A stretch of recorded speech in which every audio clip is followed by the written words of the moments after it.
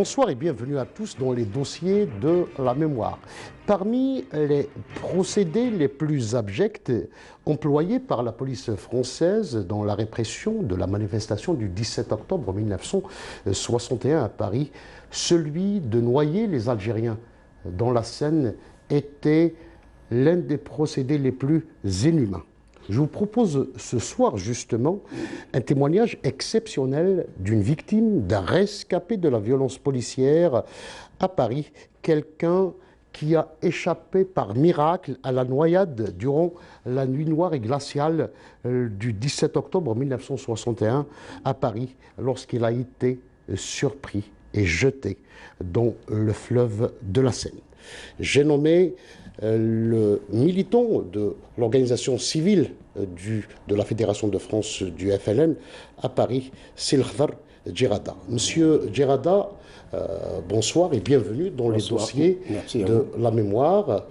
Monsieur El Khdar Djerada nous vient aujourd'hui de Djelfa, où, au déclenchement de la guerre de libération nationale, avait entamé sa scolarité, n'est-ce pas? Oui. Je suis de Djelfa, natif de Djelfa. À l'époque, pendant ma scolarité, j'étais à Djelfa où quand fait la scolarité, fait l'école Gustave Flaubert. J'ai débuté tellement. Après le certificat d'études, خرجت où j'étais resté comme ça. Et puis un beau jour, il y avait le Haj Ben Abbas Deloula, qui était à l'époque menacé par l'organisateur Belouanis. Belouanis, on doit rappeler que c'était le chef du contre-maquis révolutionnaire, c'est-à-dire il était à la tête du Haka important à Darchour à Djelfa. Oui. Il voulait partir en France et il m'avait proposé de l'accompagner. C'était l'occasion rêvée pour moi, je l'ai accompagné. Donc on est en 1958. Hein. On est en 1958. Donc vous arrivez en France en 1958. Le 20 août 1958. Le 20 août 1958. Nous avons pris l'avion d'Alger, Lyon. Oui. Et de Lyon, nous avons pris le train pour l'amener chez Bosri Mustafa, un moudjahid qui travaillait à l'est de la France. Au l'est de la France, c'est la Lorraine. Ah oui. Il travaillait dans la société métallurgique de Knutange. Oui. Donc en Lorraine, vous avez également commencé à travailler là-bas. Oui. Je viens juste. Oui. Nous sommes arrivés à 9h du soir. Oui. On nous a bien reçus pendant quelques jours et puis nous avons pris une chambre dans un hôtel de monsieur, je ne me rappelle plus son nom, de Betna. Oui. On y est resté quelques jours. Et puis, un beau jour, il y avait Chabir Al-Haj, oui, qui travaillait à la SOLAC, Société Lorraine, de la minage continu. Oui. Et chef Nithema, il a dit, bon, je vais le prendre, je vais l'amener, peut-être je vais l'employer, lui trouver une place à l'usine SOLAC. Donc vous avez commencé comme ouvrier, simple ouvrier, c'est ça? Oui, je viens. On a été voir le chef administratif, M. Madère. Voilà, je ramène le fils de ma soeur, et puis il vient d'Algérie, la guerre, et puis est-ce qu'il est le français? Écoutez, monsieur, j'ai mon certificat d'études. Ah bon, vous avez pas de certificat d'études, mais c'est formidable. Je vais vous envoyer à Ébranche, oui, l'usine métallurgique. Oui. Vous allez au service électrique, peut-être vous allez vous arranger avec eux. Effectivement, quand je suis arrivé, monsieur Plismi, l'ingénieur, et puis Robert, oui, Robert, le contremaître du service électrique, et ils m'ont demandé qu'est-ce que vous savez faire, qu'est-ce que vous avez comme diplôme, comme papier en électricité. J'ai dit, monsieur, moi j'étais électricien en bâtiment. Oui. Ils m'ont dit, ici c'est tout à fait différent, c'est l'électricité industrielle. Puis ils ont vu que j'étais intéressé Bon, on va essayer de les garder. Oui, oui. Ils m'ont mis dans le service, les chargeurs de batterie, Oui. les batteries de chariots Fenwick, Islinger, plusieurs marques allemandes, françaises et ainsi de suite, pour verser de l'eau distillée dans les éléments des batteries. Des batteries. Et m'a dit, voilà, vous prenez cette pince, c'est la... Alors, quelle était l'ambiance, notamment avec les Algériens, dans cette entreprise? Plus ou moins bonne, plus ou moins. Ça dépend de... la plupart des Algériens, ils étaient plutôt maltraités. On leur donnait les travaux les plus pénibles, les plus salissants, les plus... C'était rare de trouver un Algérien avec un emploi propre et ainsi de suite. Alors, comment va s'effectuer maintenant vos premiers contacts en Lorraine avec Nedam, l'organisation voilà, de la Fédération de... Oui. Alors j'ai commencé comme Kima Boutlek, et puis après ils ont vu que je m'intéressais, lorsque j'ai terminé le remplissage de batterie, j'allais aider les ouvriers, soit dans les armoires électriques, soit pour les moteurs électriques, soit j'étais très intéressé par l'électricité industrielle. Oui. Un certain temps, et puis ils m'ont mis carrément avec eux comme aide, comme ouvriers spécialisés, comme pour les aider.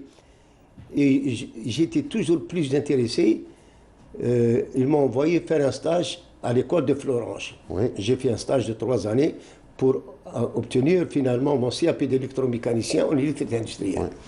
Bon, maintenant, tout de suite après, je suis passé de l'ouvrier spécialisé à l'ouvrier professionnel, OP1. Oui. Bon. Et puis je m'intéressais toujours, je travaillais dans les centrales électriques, dans les... Toujours en Lorraine. Hein? Toujours en Lorraine. Oui. Toujours en Lorraine. Oui. Et entre-temps, il y avait un certain Belhash El-Bachir, Oui. qui était cantonnier à l'époque. Oui. Et c'est lui qui m'a sensibilisé. Est-ce que tu adhères à la fédération? Est-ce que tu aides la fédération? J'avais aucune idée, moi. Tu vas commencer par payer Les cotisations. les cotisations. Oui. On va te demander un dixième de ton salaire. Oui. Et puis petit à petit, ça m'a intéressé. J'étais très content de participer, ça m'a intéressé. Je suis devenu collecteur de fonds. Oui. Et puis, il y avait... Collecteur de fonds au niveau de l'entreprise où vous travaillez. Au niveau de la localité, il y avait plusieurs usines. Oui. Il y avait l'usine de Wendel, il y avait l'usine d'Ayange, au niveau de la Lorraine. Oui. Collecteur de fonds, au niveau là où il y avait des Algériens. Oui. Oui. On allait.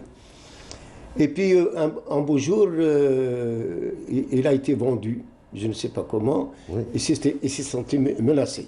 Oui. Donc il fallait le sauver. On l'a caché quelques jours et puis nous avons choisi la nuit du 24 décembre, du 24 décembre, exactement, oui. Noël. Oui. Parce que la plupart... C'était les fêtes. C'était les fêtes et la plupart des gens préféraient la passer en famille, par exemple, et ainsi de suite. Automatiquement, il y avait un relâchement au niveau de la frontière. Oui. Bon, nous, nous avons nos cartes d'identité françaises. Oui. On n'était pas recherchés. Par chance, nous lui avons dit, bon, il y avait les toilettes, par exemple. Oui. Excusez-moi du terme. On lui avait dit, bon, tu rentres, ne ferme pas le loquet parce que ça s'inscrit occupé. Oui. Finalement, tout ça s'est passé comme prévu. Et on est arrivé à Donc, Trèves. vous avez réussi à le faire exfiltrer ce militant vers de la France. Donc, vous avez réussi à accompagner donc ce militant. Rechercher il y avait C'était le chef de la section? C'était, je ne sais pas, il avait une bonne responsabilité, mais il était ça se tenait en secret. Ouais. Parce que, vous savez, nous étions très... Donc vous l'avez accompagné jusqu'à... À Trèves. À Trèves, oui. La frontière franco-allemande. Franco-allemande. Les collègues, ils nous ont retenu une chambre dans l'hôtel L'Alaska. Et puis, lui, au bout de... On est resté quelques jours. J'ai entendu dire qu'il a été envoyé direct au Maroc, chez Boumediene. Ouais. Et nous sommes revenus à la Lorraine. Oui. Un bon jour, j'avais demandé à obtenir, puisque j'étais un ouvrier professionnel, première catégorie, j'ai voulu avoir la deuxième catégorie. Oui. Bon, j'ai passé mon examen, j'ai réussi. Et puis, il y avait des ouvriers avec nous, il y avait des Espagnols, des Polonais. Ils étaient plus ou moins jaloux de ma réussite professionnelle. Ouais, ouais. Comment un spécialiste, ouvrier spécialisé, il est arrivé jusqu'à ce stade-là. Ouais.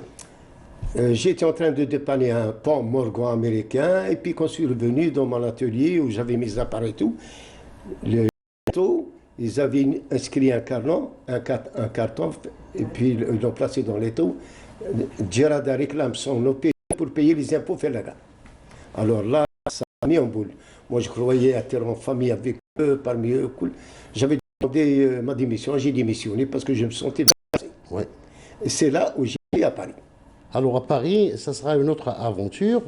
Vous allez découvrir donc d'autres organisations, plus solides, plus organisées, plus structurées, etc. Exactement. Où est-ce que vous allez vous établir à Paris? À Paris, je me suis établi à Ivry-sur-Seine. Alors, c'était quand? Quelle année? C'était en 1960. 61. 61. Début 61. Début 60. Donc, je me suis établi, j'ai commencé à travailler chez Citroën, qui est de Javel. Oui. Et puis, j'ai démissionné de chez Citroën, j'ai commencé à travailler chez SKF. SKF. Société de fabrication des roulements habits. Oui. Et j'habitais au À Citroën, il y avait beaucoup d'Algériens qui étaient également maltraités. Toujours. Est-ce que vous avez eu des contacts avec certains syndicalistes? Parce que les syndicalistes étaient quand même plus ou moins, notamment les syndicalistes de gauche qui aidaient plus ou moins les Algériens. Il y avait la CGT, il y avait... Non, pas tellement. Pas tellement, je ne les ai pas contactés, le syndicat, et ainsi de suite. Non. Les Algériens qui se trouvaient, les Algériens qui étaient là-bas, il y avait 4 copains. Il y avait Jafal Hussein oui. de Bonn, de Annaba, oui. Ben Ouda Sherif de Doran, Antar Slimane de Zazga, Tahar Ben Mnihani. Oui. Et puis, c'est avec eux que nous allons par la suite contacter les Algériens, qu'on allait préparer la manifestation. À l'époque, ils disaient que c'était Harbi, ils disaient que c'était Omar Boudaoud, mais c'était Amirat Slimane. Slimane Amirat, donc Slimane Amirat, qui était responsable à l'époque dans la région parisienne. Et il nous a demandé carrément de nous préparer à faire une manifestation. Avant d'arriver à cette manifestation, oui. Donc au niveau de Citroën, pourquoi vous avez démissionné? Est-ce que vous avez subi des pressions? J'ai senti que ça allait tourner mal. J'étais jaloux. J'ai pas subi des pressions directement, mais indirectement. C'est parce que vous étiez algérien. Ils étaient algériens. Le seul algérien arrivé jusqu'à ce grade. Ouais. Ils l'ont pas accepté. Ils n'ont pas accepté. Ils l'ont pas accepté. Alors, Citroën, SKF, après, qu'est-ce que vous faisiez donc dans cette entreprise? Dépannage sur machine à outils qui fabrique les roulements habits, le roulement comme un bouton de chemise jusqu'au grand roulement. Donc c'était 8 heures de travail et le soir, qu'est-ce que vous faisiez? Le soir, on se préparait, on se réunissait de temps en temps. Il y avait à Barbès, la rue de Barbès, dans le 3e arrondissement, un café de Rizqi, Ammi Rizqi, je ne me rappelle plus son nom de famille. Là, on avait des contacts plus ou moins secrets avec les responsables de l'époque. Est-ce que vous étiez au courant qu'il y avait des Algériens qui disparaissaient, donc bien avant le 17 octobre, parce qu'il y avait des Algériens qui disparaissaient donc bien avant le 17 octobre, parce qu'il y avait des Algériens qui se faisaient arrêter quotidiennement, etc. Est-ce que vous étiez conscient de la situation de l'époque? Pas à cette époque. Pendant les heures de couvre-feu, oui. Le couvre-feu qui était imposé aux Algériens de 20h jusqu'à 6h du matin. Alors, donc, voilà, puisque vous parlez du couvre-feu, vous savez que donc, le préfet de police, Maurice Papon, va imposer un couvre-feu aux seuls Algériens, c'est-à-dire un couvre-feu raciste au début du mois d'octobre 1961. Comment vous avez déjà reçu cette information en tant qu'Algérien à ce moment-là? On l'a reçu comme ça, froidement, quelque chose de tout à fait normal. Et ils ont pris ça pour nous, justement, pour éviter les Algériens de travailler. De militer. De militer. Parce que la plupart du temps, pendant la journée, nous étions occupés dans nos postes de travail. Oui. Et notre travail se faisait la nuit. C'est pourquoi ils nous ont imposé le couvre-feu, pour nous couper toute activité. Voilà. Alors, à ce moment-là, il y avait eu les manifestations du 10. Alors, donc, suite à ce couvre-feu, les responsables de la Fédération de France du FLN à l'époque décident d'organiser une manifestation pacifique pour dénoncer donc ce couvre-feu, cette mesure discriminatoire et raciste de la police française. Et il a expliqué. Qui vous a informé de la nécessité de se rendre à cette manifestation? Comment vous avez eu l'information? Les informations, elles venaient de Meyrat. Directement ou bien indirectement? Non, pas directement, indirectement, parce que nous n'étions pas en contact avec lui.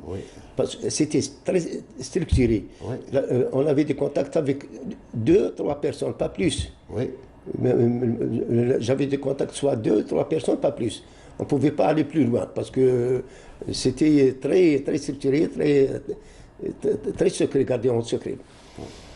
Ils nous ont dit, bon, vous savez qu'il y a eu les manifestations du décembre 1960 en Algérie, qu'ils ont eu, dont les Algériens ont payé les conséquences, on paie les conséquences inhumaines.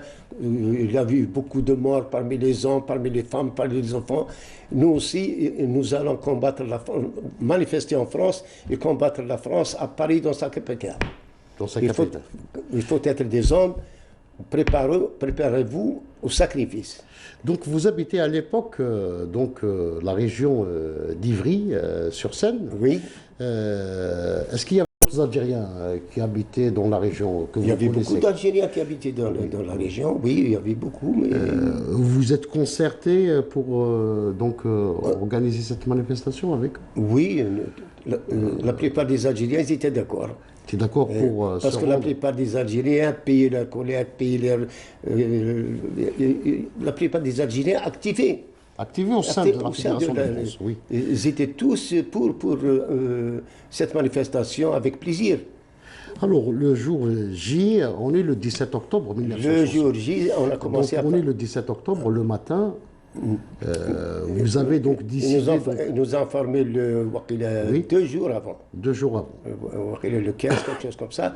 Préparez-vous à organiser ces manifestations parce que les gens allaient venir de tous les départements français. Oui. Et effectivement, nous avons commencé à partir de 18h à organiser, diriger.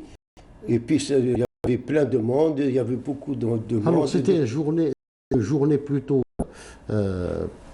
plus ou moins glaciale. Oui. Donc, il fallait bien se protéger. Vous m'avez rappelé, oui. C'était une journée où il y avait un vent plus ou moins froid, oui. Il y avait quelques averses plus ou moins. Exactement, vous l'avez fait, je l'ai oublié. Exactement. Donc vous avez mis vos habits, un manteau évidemment. J'avais mon manteau, et bien sûr, j'avais mon manteau. À quelle heure vous avez quitté votre domicile pour se rendre donc à Paris, donc dans les Je l'ai quitté à peu près vers les coups de 17h.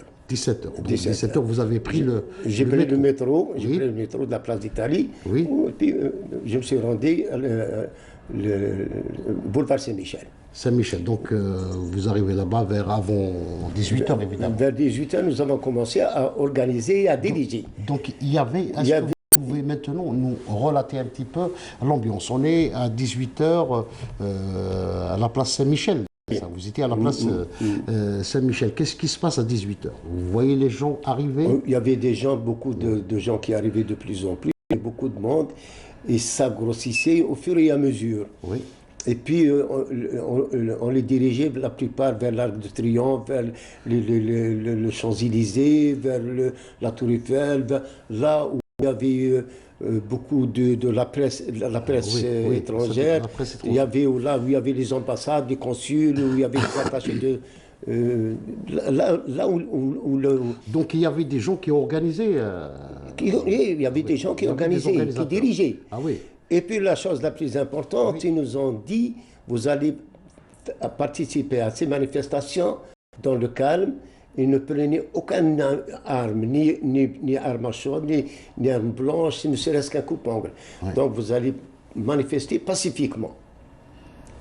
Et alors, est-ce que vous avez remarqué un dispositif policier pas tout de suite. Pas tout de suite. Pas tout de Donc, suite. on est à 18 h. Le dispositif a commencé à arriver à partir de 20 h. 20 h. Ça, c'était le moment de l'explosion. Donc, à 20 h, comment les premières escarmouches Nous avons entendu le premier coup de feu. Oui. Il y a eu les premières victimes. Oui. Et puis, c'était la panique. Tout le monde se dirigeait plus ou moins vers des endroits pour se protéger. Et là, ils ont commencé le massacre. Le massacre. Évidemment, il y avait à l'époque le premier ministre de Roger Frey, Oui. de Gaulle, avait demandé à Maurice Papon, le préfet de police, de lui arrêter ces manifestations avec n'importe quel moyen. Disperser. Ils avaient renforcé, il y avait la police municipale, le CRS, la DST, et puis le Harka, surtout le Harka. Alors, ils étaient armés Ils étaient armés jusqu'aux dents. Oui. Et nous avions que nos bras et mains nues. On les a... Donc, comment ils ont entamé la répression? Ils frappaient dans le tas. Ils frappaient sans pitié dans le tas. Oui. Ils frappaient sans pitié dans le tas. Et puis, ils ont commencé par jeter dans la Seine. Avant d'arriver donc à ce procédé infâme, oui. Comme on l'a dit tout à l'heure, est-ce que vous avez vu des Algériens se faire embarquer dans les... Beaucoup. La plupart, oui. Il y avait beaucoup de manifestants qui se faisaient embarquer dans les salades. Parmi eux, ils m'ont coincé au niveau du cinéma Le Rex. Oui. Oui. Et il y a un policier qui m'a demandé, t'es pas... Comme il a vu que j'étais algérien, allez, monte. Oui. Là, c'est votre arrestation. L'ambiance dans le panier à salade, comme vous l'appelez, dans ce four, est-ce qu'il y avait des blessés? Est-ce qu'il y avait des gens qui portaient... Est-ce qu'il y avait des blessés? Les blessés, non. Les blessés, on les a vus plus ou moins dans la rue, dans les couloirs du métro, là où il y avait les blessés, il y avait certains morts. Les blessés par matraque, il y avait tous les... Il y avait des crânes fracassés, etc. Il y avait des crânes oui, effectivement, oui, il y avait beaucoup de... Ouais. Et ils ont commencé à taper dans le tas, avec une force inouïe, une sauvagerie terrible, inhumaine. Voilà. Alors, on vous arrête d'abord. Oui. Et puis, qu'est-ce qui va se passer? On m'embarque dans le panier à salade, comme vous l'avez dit, dans le fourgon. Arrivé à Paris, oui. J'étais le premier. Il y avait au moins une vingtaine d'Algériens. Oui. 10 de chaque côté dans j'étais le premier. Il y avait un policier qui m'a dit, allez, descends-toi. Je suis descendu de côté Hagdak. J'ai vu, il a fait ça, et il allait me donner un coup de crosse, il allait certainement me faire la boîte crânière. Oui. J'ai fait un mouvement, j'ai reçu le coup derrière les épaules, au niveau des omoplates. Et là, je suis tombé, le coup il était tellement terrible, j'ai perdu plus ou moins connaissance, mais j'étais conscient. Je me rappelle, il y avait un policier qui m'a pris des bras et 2 policiers, un pied chacun, ils m'ont balancé dans la Seine directement. Alors, le contact avec l'eau? Le contact avec l'eau, il était surprenant. Oui. Et puis, il m'a beaucoup soulagé parce que le froid m'a réveillé du coup. Et j'étais conscient que j'étais dans la Seine. Puis la Seine... Mais vous portez quand même un manteau très très lourd. Oui. Oui. C'est à ce moment-là, vous venez de me le faire rappeler, qu'il me gênait et je me suis débarrassé de son manteau. Le manteau, c'est un manteau en flanelle. Donc elle absorbait beaucoup d'eau, donc ça devait... D'accord, exactement. Je me suis débarrassé de ce manteau. Et j'étais en train de lutter pour retrouver mon souffle parce que j'allais perdre le souffle. Puis d'un seul coup, par hasard... Donc c'était au niveau du pont de Neuilly, c'était ça? Oui, oui. À ce moment-là, j'ai eu la chance de sortir le nez pour aspirer une bouffée d'oxygène. Et j'ai compris que j'allais me noyer. Il fallait à tout moment, par n'importe quel moyen, garder cette position. Ouais. J'ai commencé à battre les pieds et les mains pour garder cette position. Et de côté, j'ai vu qu'il éclairait avec une torche. Le moment où ils m'ont jeté, l'endroit où ils m'ont jeté, entre le moment où j'avais au moins 20 mètres, quelque chose comme ça. Ouais. Parce que quand ils m'ont jeté, j'étais entraîné par le courant d'eau dans la Seine. À quelle profondeur, je ne sais pas. Et au moment où j'ai sorti pour aspirer l'air, il y avait au moins une vingtaine de mètres. Et là, j'ai compris, peut-être qu'il allait m'achever par la rafale de maître, je ne sais pas quoi. J'ai commencé à me rabattre vers le bord de la Seine. Et je savais qu'à la Seine, il y avait soit j'allais trouver des marches, soit que j'allais trouver une barque. Et effectivement, j'ai trouvé une barque. Chaque fois que je voulais me ôter sur la barque, elle chavirait d'un côté ou de l'autre. Le courant était un petit peu au mois d'octobre, généralement. Et finalement, je suis arrivé à me mettre sur la barque. Je suis resté allongé sur le dos pour récupérer mes forces. Et puis, j'ai commencé à tirer la chaîne pour aller vers le quai. Arrivé au niveau du quai, le niveau il était un peu plus bas. J'ai fait plusieurs efforts pour me mettre sur le quai. Le quai. Et à partir de là, j'étais sur le quai. Donc le soir même, c'était quelle heure à peu près? Contre l'arrestation. Donc l'arrestation. Peut-être 21h, quelque chose. Peut-être une heure après. Est-ce que vous avez vu d'autres Algériens se noyer, c'est-à-dire jeter dans la Seine? Non, à ce moment, non. Ils ont dit, d'après ce que nous avons entendu, c'est à ce moment-là qu'ils ont commencé à jeter les Algériens. Et il y avait plus de 300 personnes qui ont perdu la vie dans ces opérations criminelles. Donc les policiers, lorsqu'ils ont pris la décision de vous jeter dans la Seine, ils pensaient que vous étiez assommé, mort, peut-être? Puisqu'on vous a assommé avec un coup ils m'ont assommé parce qu'ils pensaient... Donc c'était une manière, c'est-à-dire on assomme les gens et puis on les jetait. Il y avait même des gens qui les attachaient avec du fil du fer. Oui, pour ne pas pouvoir... il y avait beaucoup... Ils faisaient tout leur possible pour noyer les Algériens dans la Seine, pour les achever d'une façon inhumaine. Mais vous, il y a un secret qu'il faut révéler aujourd'hui. Ce qui vous a également sauvé, c'est que vous êtes un amateur de la nage, n'est-ce pas? Vous êtes un excellent nageur. Où est-ce que vous avez appris à nager? J'ai appris à nager à Djerfa. Il y avait des étangs. L'oued, il y avait le Giltet Tsougri, Giltet Al.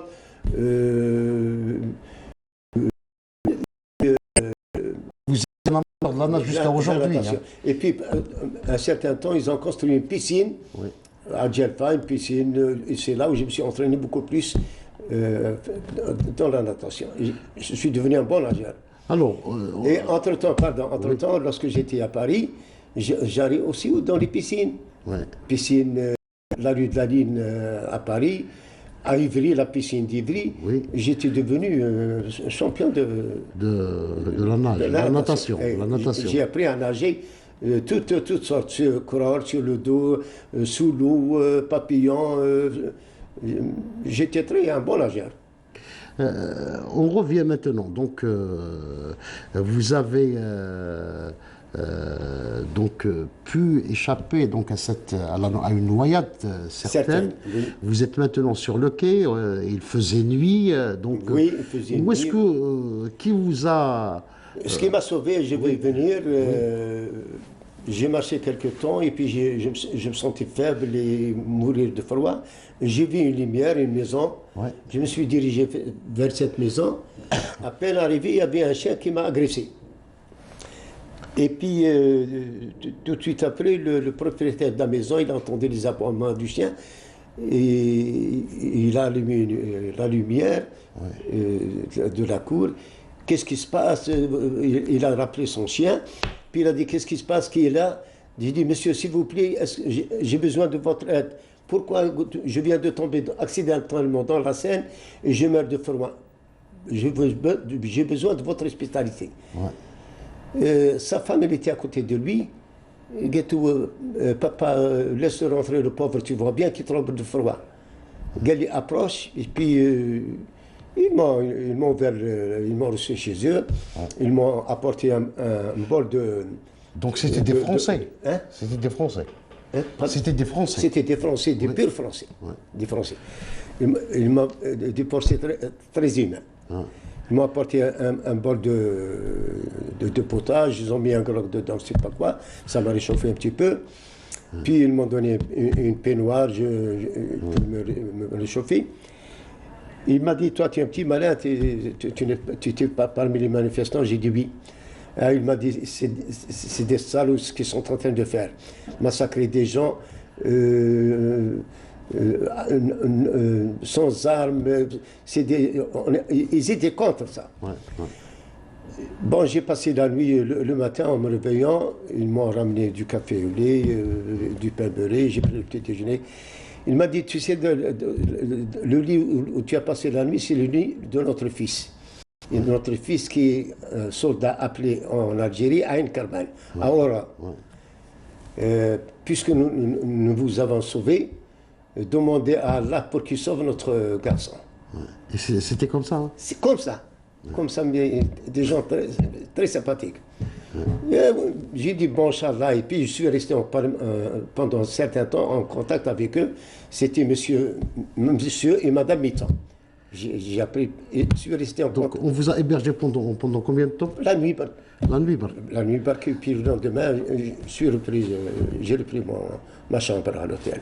À l'hôtel à Ivry, sur Seine.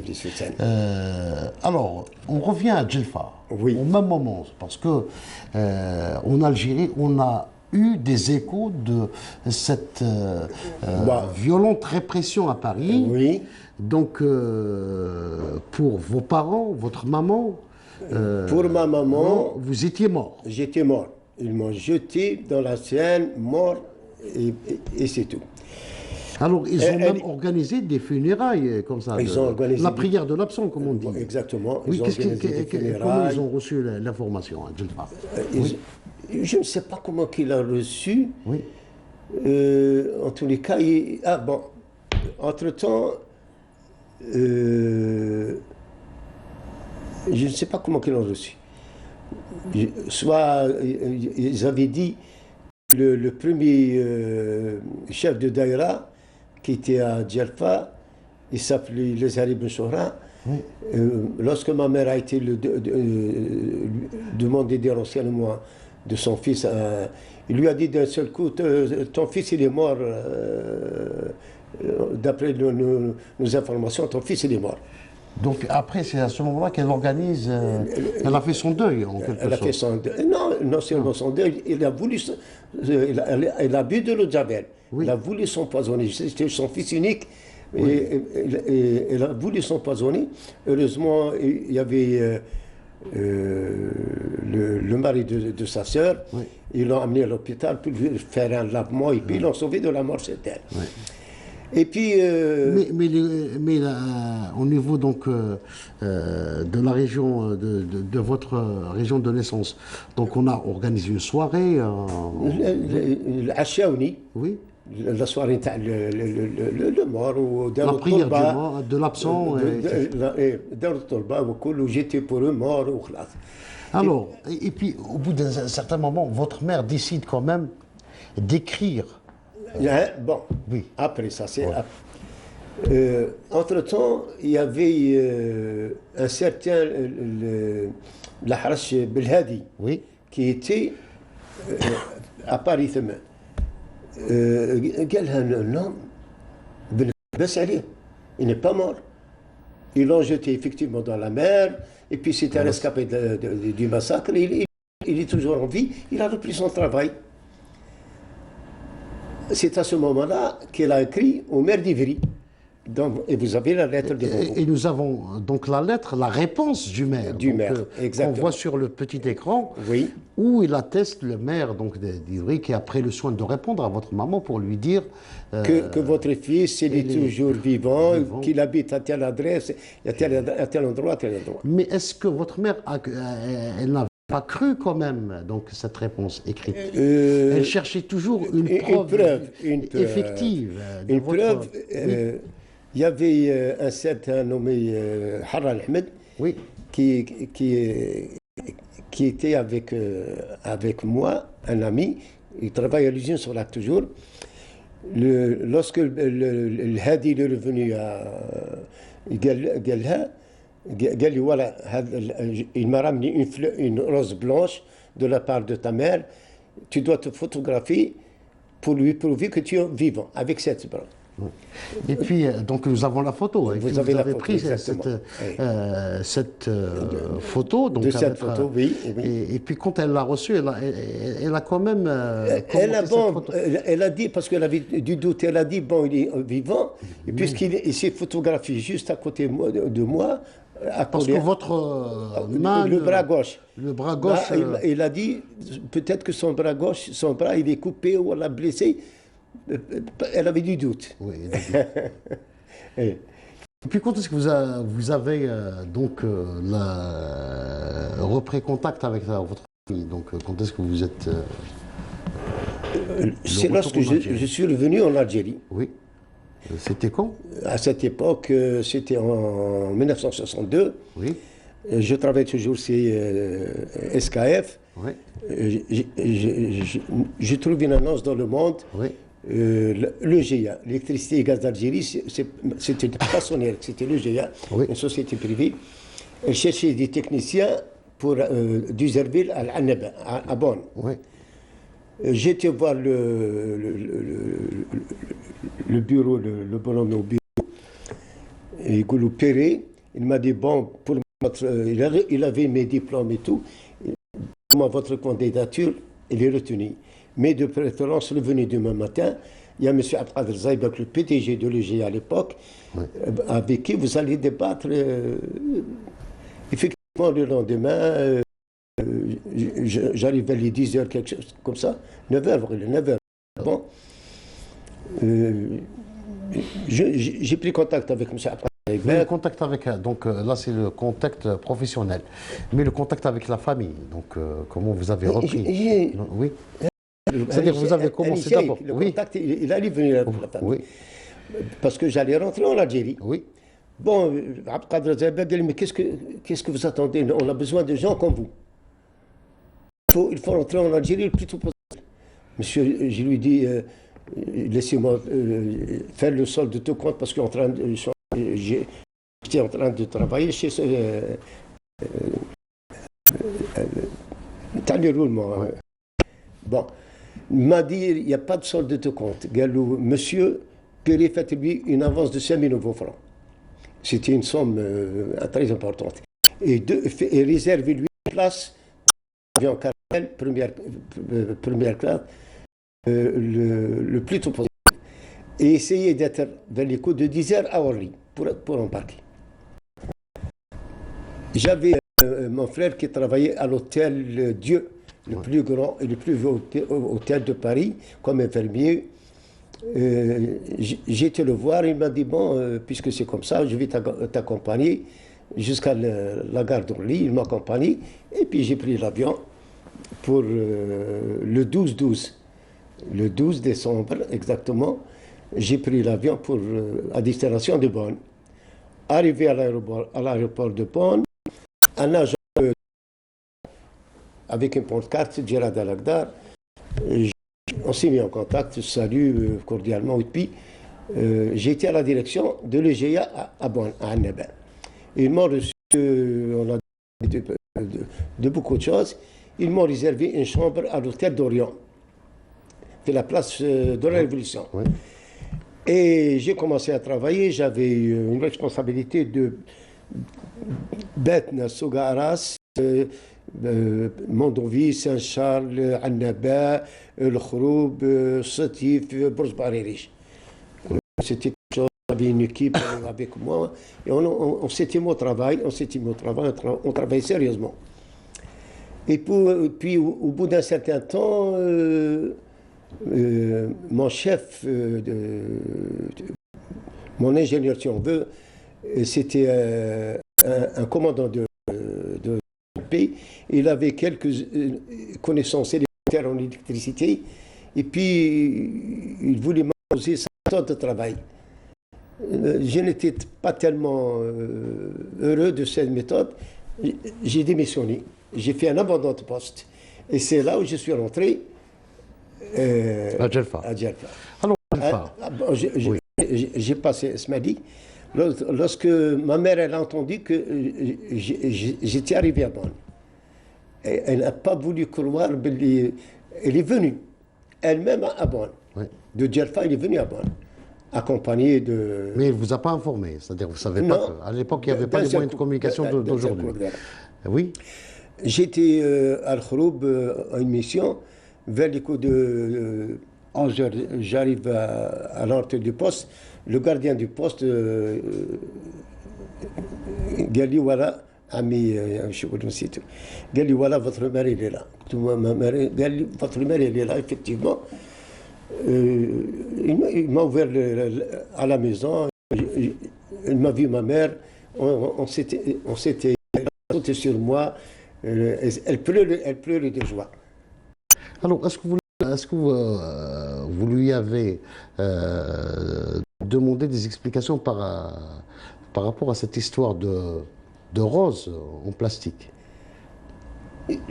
C'était parce qu'elle a envoyé à votre ami une rose en plastique pour avoir vous la faire preuve oui, que oui. j'étais vivant. Oui, oui. C'est ça. Il était marine, c'est son fils unique. Oui. Il est vivant, mais c'était quelque chose de formidable. Elle a pensé, peut-être qu'il voulait, peut-être que l'arnaque, ils sont en train de me faire passer, voilà. Ouais. Elle ne voulait pas croire.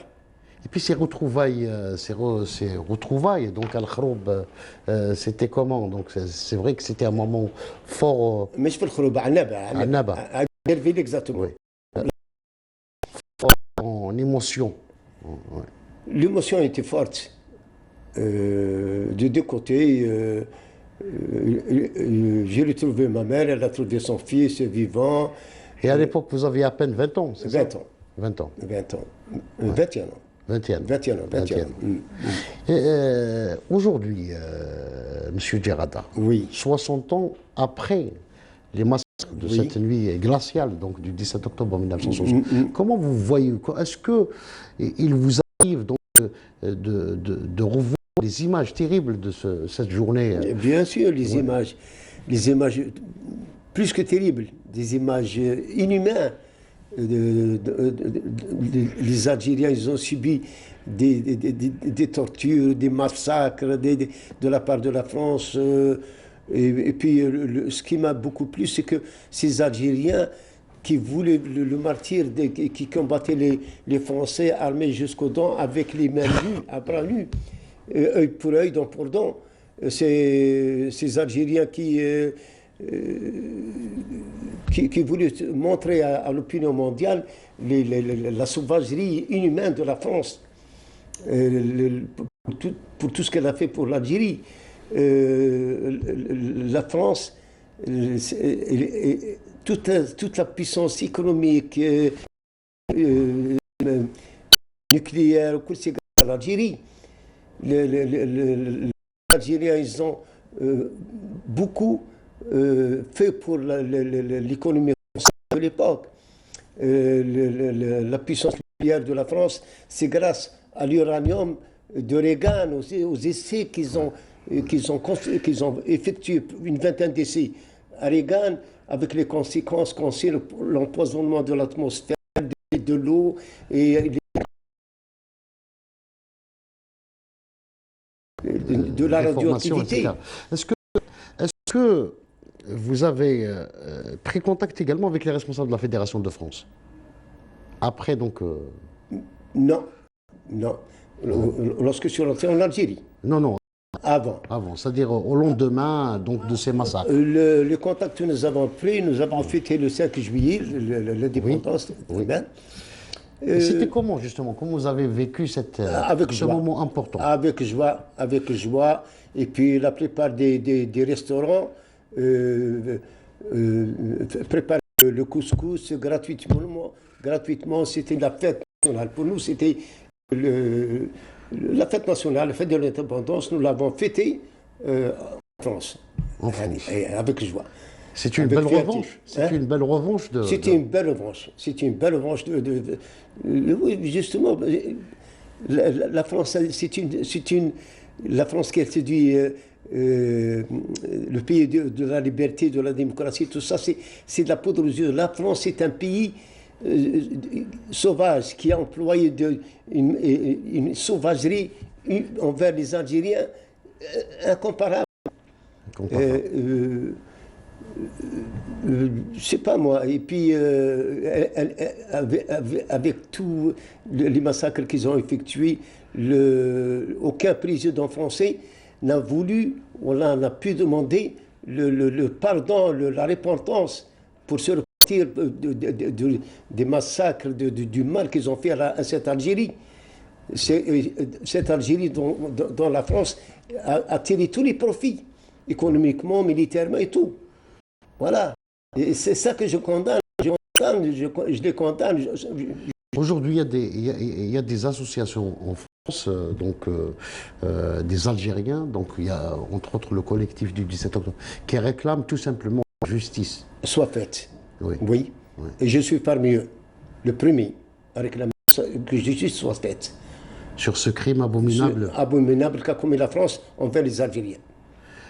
Je vous laisse le soin maintenant de conclure cette émission. Je pense que vous avez un message particulier. Le message en particulier, je dédie cette émission à ma mère. Allah yarhamha, et à ma femme. Allah yarhamha.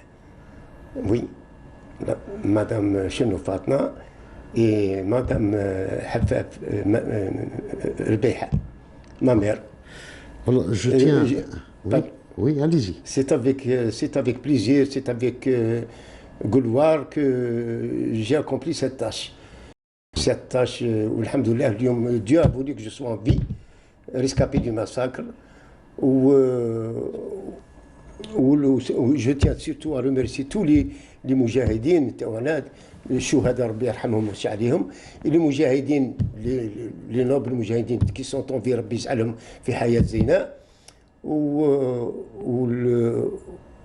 ولا jeunesse نتاعنا اللي راها دركا حنايا nous avons accompli notre devoir pour libérer l'Algérie du colonialisme français.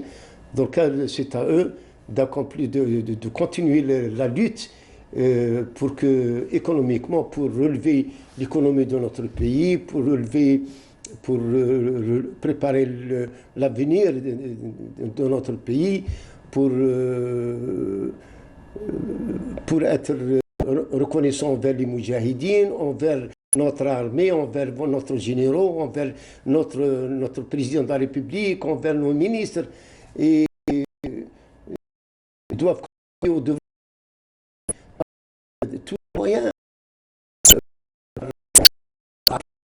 professionnels pour relever l'économie de notre pays, à prendre pour se conduire en homme dans leur démarche, dans leur façon de s'habiller, dans la façon d'éviter la drogue, d'éviter l'alcool, d'être les batteurs de l'Algérie nouvelle. Ça, c'est une Tout le plaisir est pour moi. Je rappelle que vous êtes victime et rescapé du